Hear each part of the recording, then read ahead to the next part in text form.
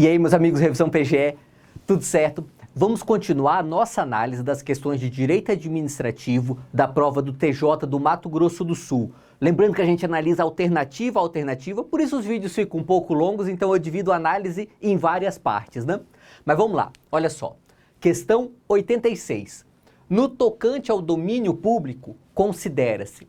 Primeiro aspecto aqui.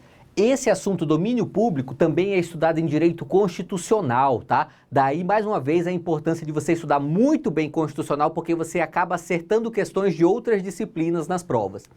Mas olha só, alternativa A. Zona contígua brasileira. Faixa que se estende das 12 às 200 milhas marítimas, contadas a partir das linhas de base que servem para medir a largura do mar territorial. Esse conceito aqui, eu reconheço, é chato estudar esses conceitos ligados ao domínio público, tá? São as expressões bem específicas, mas é importante de vez em quando, como é o caso aqui, cair em prova. Veja, a zona contígua brasileira é uma faixa de 12 milhas, além das 12 milhas do mar territorial, tá? Então, olha só, nós temos ali a costa, beleza, tem a praia, vamos dizer assim. 12 milhas para frente, entrando no mar, é mar territorial. Mais 12 milhas é zona contígua. E então que nós teremos as 200 milhas, que não é zona contígua, é zona econômica exclusiva do Brasil, tá? E foi isso que ele disse aqui, quando ele falou das 12 às 200 milhas, é a zona econômica exclusiva. Ele misturou os conceitos para fazer você se confundir aqui, tá? Portanto, tá errada essa alternativa A, uma alternativa até um pouquinho difícil, você tem que dominar bem esses conceitos para conseguir eliminá-la. Investidura. A alienação aos proprietários de imóveis lindeiros de área remanescente ou resultante de obra pública, sendo hipótese de dispensa de licitação, desde que obedecidos os requisitos e limites estatuídos na Lei 8666. Está corretíssima essa alternativa B. Olha só, essa não é uma hipótese muito estudada pelos estudantes, pelos concurseiros, tá? Veja só, a situação aqui é a seguinte. O poder público vai lá e faz uma obra pública, ok? E vamos imaginar uma escola pública, perfeito. Quando terminou de fazer essa escola, fez lá o muro, tudinho, sobrou uma faixa de 5 metros de terra, de 5 metros de terreno. Esses 5 metros dá para o poder público aproveitar para fazer uma outra obra pública ali? Provavelmente não, tá? 5 metros é muito pouco para se fazer uma obra, para ser um terreno independente dentro de uma cidade. Geralmente, o plano diretor da cidade nem permite terrenos pequenos. E aí o que acontece? Pelo Instituto da Investidura, o poder público ele pode vender essa faixa de terra que sobrou da obra pública para o vizinho. Por quê? Imagine a situação, o vizinho tem ali 40 metros de frente. Para ele ter mais 5, pode ser interessante. Então, às vezes, ele tem interesse em comprar. Se o vizinho quiser comprar, será a hipótese aqui de investidura, que é uma hipótese de dispensa de licitação, tá? É uma licitação aqui dispensada do artigo 17 da 8666 e o poder público, de fato, ele vai ter que seguir os regramentos lá do parágrafo 3º do artigo 17. Daqui a pouco a gente dá uma olhadinha nesse parágrafo 3º. Essa alternativa B é a nossa alternativa correta aqui. Mais uma vez reforçando, essa é uma questão difícil da prova. Não, são poucas as pessoas que dominam bem esses conceitos aqui. Vamos lá. Alternativa C, direito de extensão. A prerrogativa que a administração pública possui de ampliar a desapropriação. Olha só, se você assistiu aqui no canal a nossa série de vídeos sobre desapropriação, você já elimina essa alternativa C na primeira linha aqui. Olha só, o que é o direito de extensão? Está explicado, salvo engano, é no vídeo 9 daquela série. Direito de extensão é o direito do particular que está sendo expropriado de exigir que a administração pública desaproprie, melhor dizendo, o imóvel por inteiro e não só uma parte dele. E olha o que a questão diz. É a prerrogativa que a administração pública possui. Tá errado, tá? Essa prerrogativa aqui não é da administração. Essa prerrogativa é do particular, tá? Exemplo prático aqui, para você entender bem essa hipótese de direito de extensão. Imagina que o poder público resolveu desapropriar 90% do imóvel do seu José para fazer uma rodovia, tá? Ótimo. Veja, o seu José, ele terá utilidade com os 10% de imóvel dele que sobrou? Se ele não tiver utilidade para esses 10%, ou seja, se esses 10% ficarem com seu valor econômico muito reduzido ou com a sua utilidade impossibilitada, o poder público vai ter o dever de, garantindo aqui o direito de extensão do seu José, desapropriar 100% do imóvel dele, e não só os 90% que serão úteis para a obra, tá?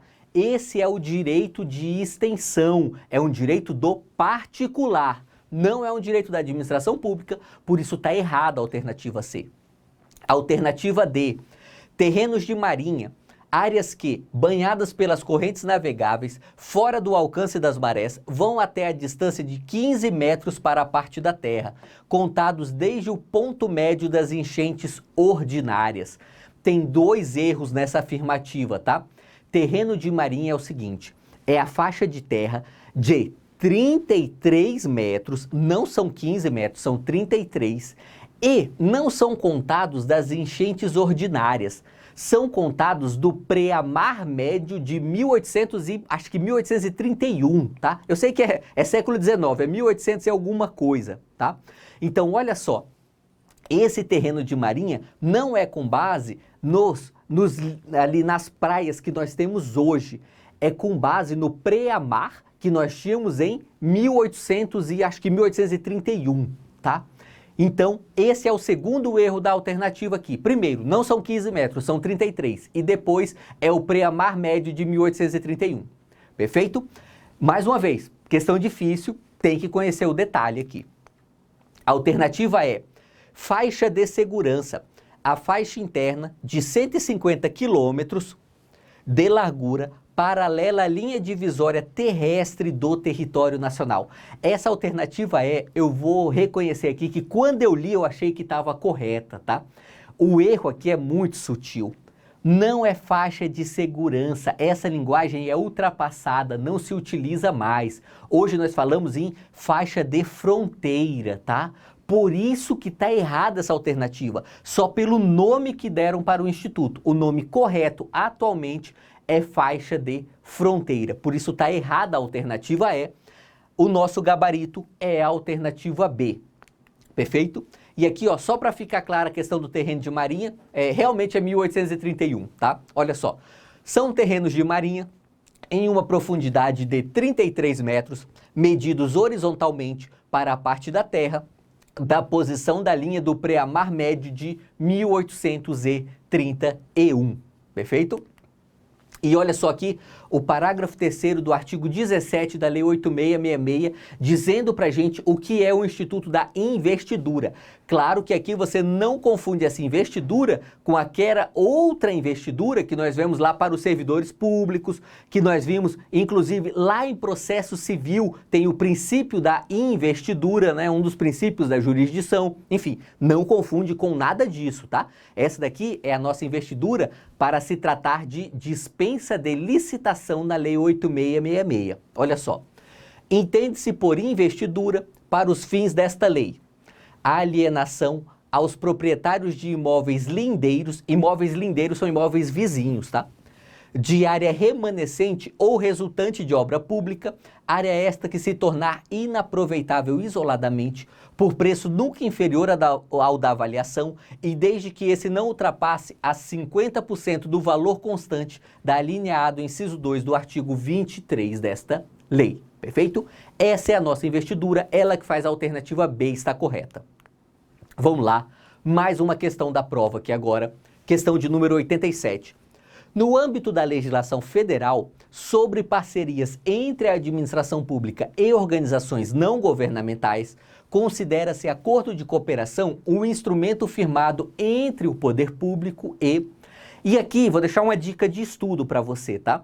Olha só, esse tema aqui que são as entidades do terceiro setor, aquelas entidades que não são entes públicos, mas que colaboram com o poder público, é um tema relativamente pequeno para se estudar e que cai muito em provas, tá? Estude 3 coisas aqui, são os 3 assuntos principais: organizações sociais, OCIPs e OSCs, OSC, Organização da Sociedade Civil, que foram criados por uma lei de 2014. Você precisa conhecer essa lei por inteiro, tá? Cai muito em prova, tem um custo-benefício muito bom estudar esse assunto. Vamos lá. Ele está querendo saber o que é o acordo de cooperação. Vamos olhar as alternativas aqui, daqui a pouco a gente vê a lei. Então, o acordo de cooperação é um instrumento firmado entre o poder público e organizações da sociedade civil para a consecução de finalidades de interesse público e recíproco que não envolvam a transferência de recursos financeiros. Ou seja, a alternativa A colocou como elemento fundamental não haver a transferência de recurso financeiro. Beleza, vamos guardar essa informação e vamos ver as demais alternativas se a gente encontra os erros delas. Olha só. Entidades qualificadas como organizações da sociedade civil de interesse público. Você pode parar de ler a alternativa por aqui, tá? Olha só, aqui ele está falando das OCIPs. OCIP só faz termo de parceria. OCIP não faz acordo de cooperação em nenhuma hipótese, tá? Erradíssima a alternativa B. Alternativa C, organizações da sociedade civil, beleza, elas fazem termos de cooperação sim, para a consecução de finalidades de interesse público e recíproco proposto pela administração pública. Informação 1 aqui então, é o ato proposto pela administração e que envolve transferência de recurso, tá? Beleza. Alternativa D, a entidade qualificada como organização social, você pode parar por aqui também, tá? Organização social não faz em nenhuma hipótese esses acordos de cooperação. Organização social faz contrato de gestão, tá? Então, erradíssima a nossa alternativa D. A alternativa é organizações da sociedade civil para a consecução de finalidades de interesse público e recíproco proposto pelas organizações da sociedade civil que envolvam a transferência de recursos financeiros. Então, olha só. São 3 hipóteses que são justamente as 3 formas de acordo previstas na lei das organizações da sociedade civil, das OSCs. Quais são essas 3 hipóteses? Primeiro, um acordo que não tem transferência de recurso. Segundo, o acordo que tem transferência de recurso e foi proposto pela administração, é a nossa alternativa C. Terceiro, o acordo que tem transferência de recurso e foi proposto pela OSC, é a nossa alternativa D. Desculpa. Quando estamos falando especificamente de acordo de cooperação, estamos falando da hipótese em que não envolve a transferência de recurso financeiro, tá? E isso você precisa memorizar, cai demais essas 3 formas de acordo firmados pelas OSCs, ok? Por isso que vamos ver aqui gabarito A e vamos rever o que a lei diz aqui para a gente fixar esse assunto melhor. Olha só, Lei 13.019 de 2014, artigo 2º, traz um extenso rol de conceitos que a lei utiliza. Inciso 7. Termo de colaboração. Instrumento por meio do qual são formalizadas as parcerias estabelecidas pela administração pública com organizações da sociedade civil para a consecução de finalidades de interesse público e recíproco propostos pela administração pública que envolvam a transferência de recursos. Então, olha só, tem transferência de recurso e foi proposto pela administração, estamos falando do termo de colaboração. Por outro lado, estaremos falando do termo de fomento quando também tiver transferência de recurso, mas for proposto pela organização da sociedade civil. Se é a organização da sociedade civil que propõe, é termo de fomento, tá? Eu tenho um métodozinho para memorizar isso aqui que é bem bobo, tá? Eu uso para mim, mas às vezes pode ser útil para você, tá? Olha só. O termo de fomento me lembra fome, sabe? Do fomento aqui. Então é como se a organização da sociedade civil tivesse com fome e fosse atrás do poder público para receber o recurso, para ganhar sua boquinha, sabe? Então assim, quem está com fome que corre atrás, né? Por isso que no termo de fomento é a organização da sociedade civil que corre atrás do dinheiro, enquanto no termo de colaboração é o poder público que oferece o dinheiro. Como eu já adiantei, é bem bobo esse método, mas para mim funciona para memorizar, tá? O acordo de cooperação, esse é o objeto dessa questão, e o acordo de cooperação ocorre quando não envolve a transferência de recurso. E aí não importa quem teve a iniciativa, se é o poder público, se é a organização da sociedade civil. Se não há transferência de recurso, é acordo de cooperação, por isso o nosso gabarito é a alternativa A. Perfeito? Com isso, analisamos mais duas questões dessa prova. É isso aí, e vamos juntos.